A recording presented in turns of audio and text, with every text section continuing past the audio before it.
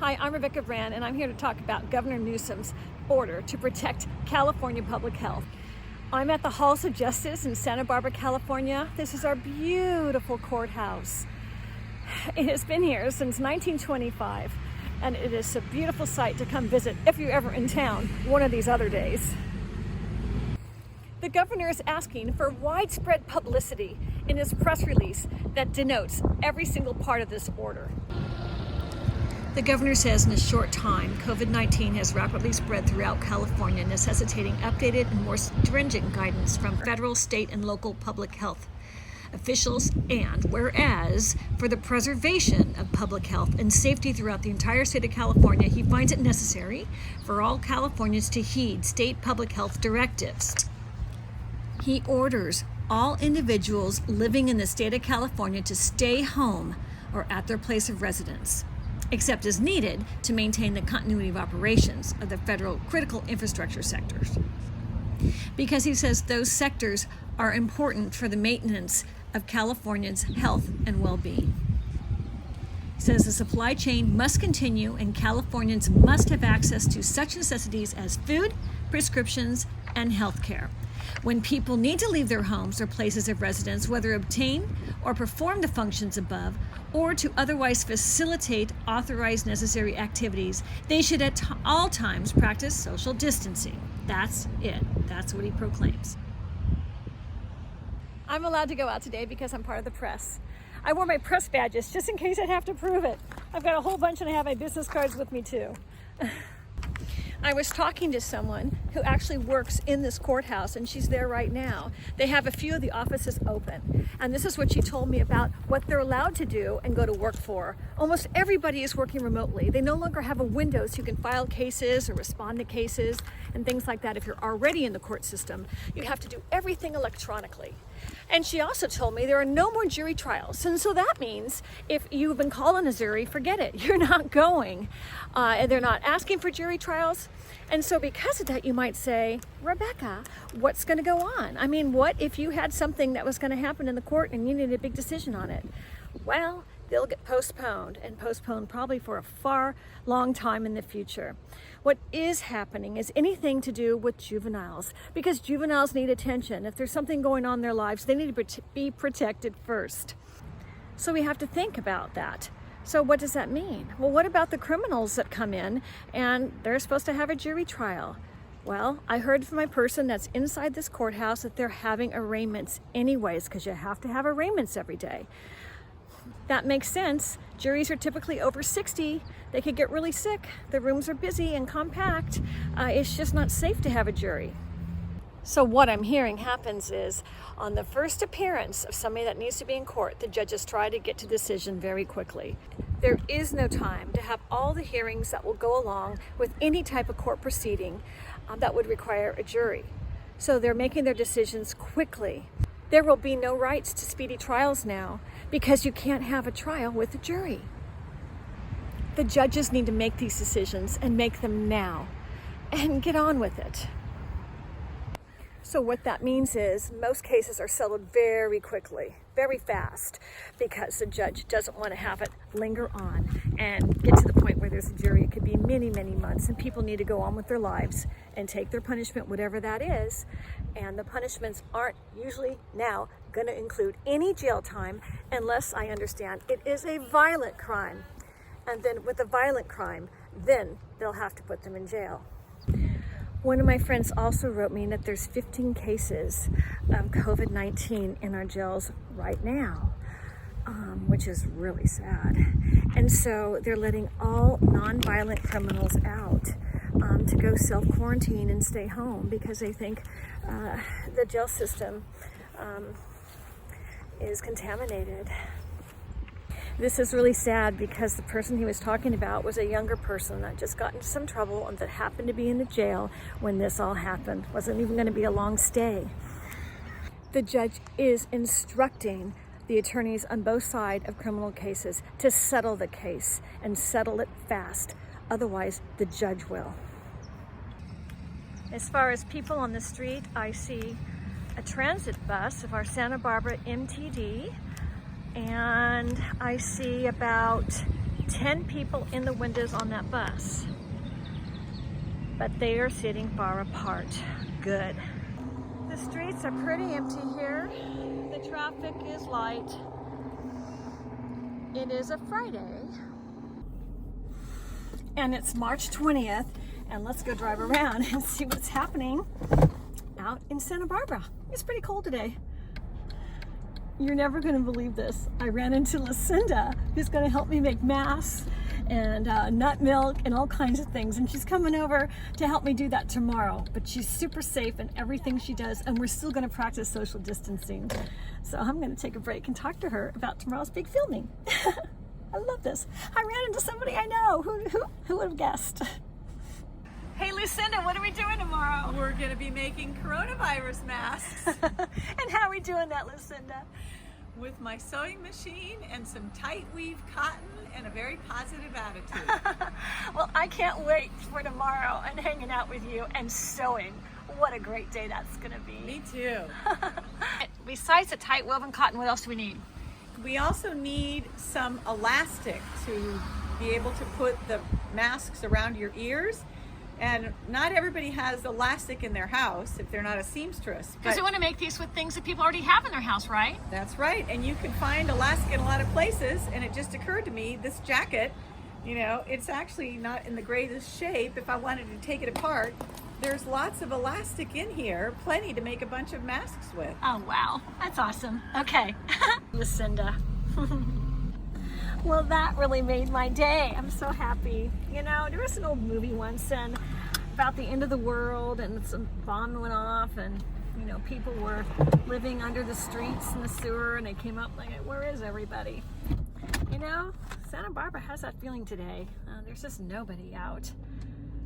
So that's great. They're following the advice of our wise governor. And I don't know if you saw Andrew Cuomo, governor of New York City, came up with almost the same thing. I think they're both incredible leaders, and I'm wishing every community might do this, because we have to remember it all started with one case and 2 or 3 weeks in China that wasn't really checked, and now it's a whole world pandemic. So the more we can do, and I just, you know, regarding this social you know, responsibility, you know, people just need to do that for themselves. I got this weird deal on Facebook, and I'm gonna put it up right now. And this person, known, you know, anyways, but you know, out and about, I'll just say that, out and about, wrote this extremely offensive post, and here it is.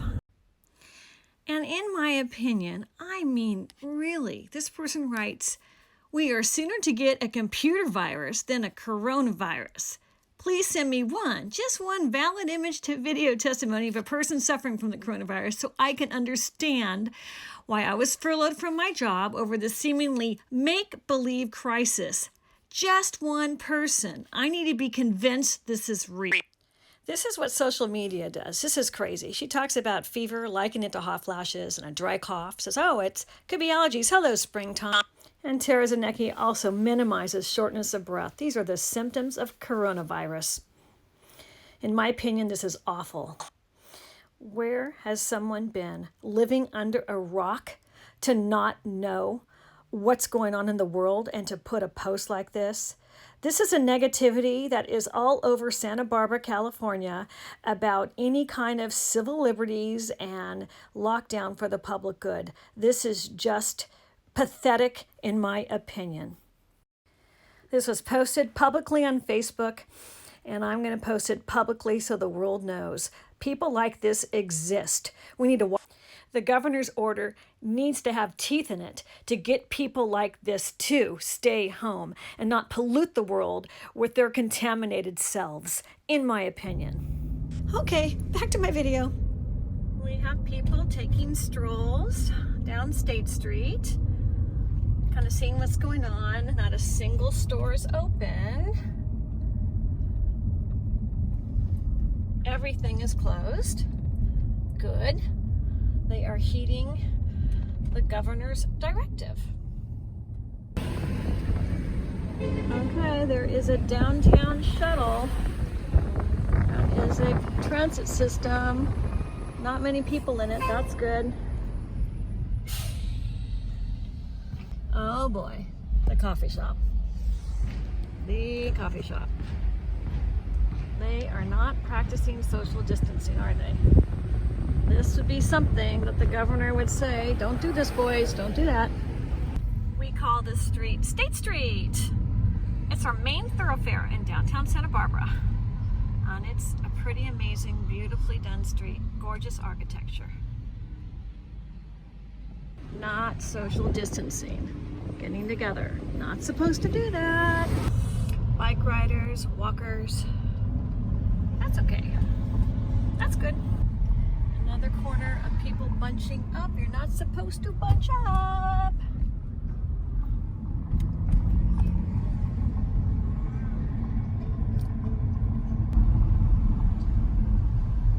Bunching up. Look like college students. They don't care. They're bunching up. Lunch bunch. That's an adult store.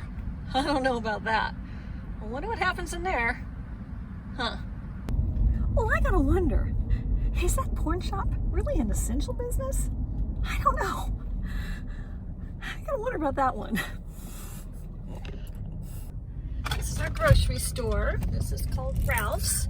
I've done a video here. There are a bunch of people lining up to get into Ralph's. That's interesting. That's interesting. And the door is over there. And the line goes out the door. Okay. Wow. A lot of people coming out. That's not social distancing. It's our train station. And I imagine the trains are still running. I haven't heard anything about the train shutting down. It's Amtrak and it has a coastal service. I wonder, I should look into that. That was the restaurant that was super, super busy the other night. But they have now a sign that says takeout and delivery. There's our pier. Oh, maybe we should go down the pier. Here is our bus. Let's see what's going on in the bus. Nobody's in the bus. That's good. Nobody's in the bus. Bus driver in the bus. Okay. And here is our pier, our beautiful Santa Barbara pier. Oh, wow. Just love it. Sorry, the camera is going to be a little rickety right now. Oh, gosh, it's so beautiful. Oh, gosh, it's so beautiful.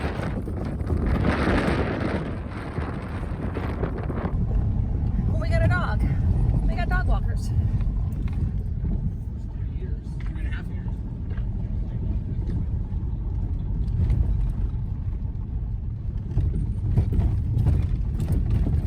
Photographer. That's nice. It's so pretty to take pictures. I love that. What a thing to do. See, during the pandemic, let's all get a hobby. He's taking photographs of this gorgeous day with the water. Okay. Bunching up, but they could be a couple. They could be a couple. They got the dog.